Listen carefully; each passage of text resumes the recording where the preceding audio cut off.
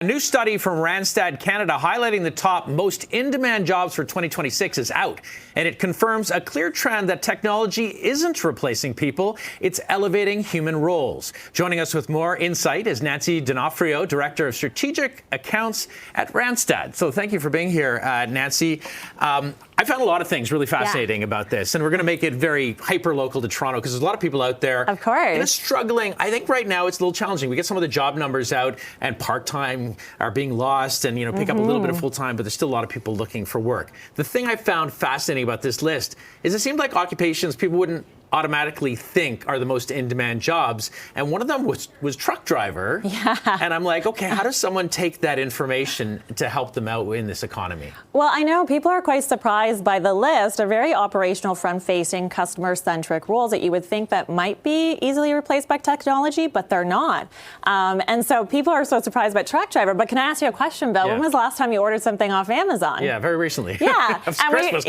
So we're Yeah. constantly shopping online, and we get our products very fast.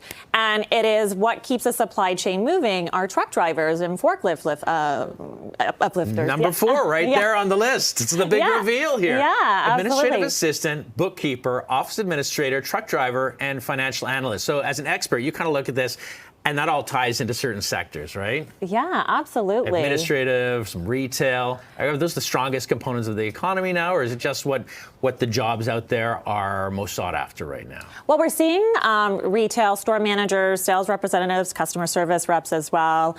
And again, they are roles that are more operational, but front-facing, really focused on customer service, building those sticky human relationships. Yeah. And it's a great foot in the door if you are new and you're just new to the job market, starting your career. Great foot in the door for large organizations to really start expanding, especially if they invest in your learning and development. It's an interesting point because a lot of the people that kind of I went to school with thought they'd come out in top of the chain jobs right away. And then there were others that were like, no, I'm going to take something and use it, continue as a learning experience in life and build me up. And I found the ones that were willing to sort of have a more open mind about those jobs ended up where they wanted to be, and sometimes even faster because they were yes people. Is that kind of what we're looking at here? Don't say naysay just because it's not the perfect fit? Yeah, I think you got to be open, especially if you're starting just in your career, and be open to learning, growing, and making those career pivots as you start to learn and understand what ultimately do you want to focus on and what areas do you want to grow in. So be open-minded as you explore the job market. And also, too, it's about building relationships and networking wherever the organization that you work in. There's some phenomenal people that could open up the doors for you in the future, right? So don't just think now, think about how you can build those long-term relationships for future growth. So given what you do, you help facilitate people finding their way into the market. How do you find people are prepared, or what advice would you give them to prepare themselves, not only to go out for perhaps a job interview, but to get their kind of their ducks in a row for being prepared for a job when they make that network connection? I would say partner with staffing firms like Randstad, where we have really close relationships with organizations and our clients. And so if you invest in building the right relationships, that will open up the doors and get you to the front of the door a lot faster.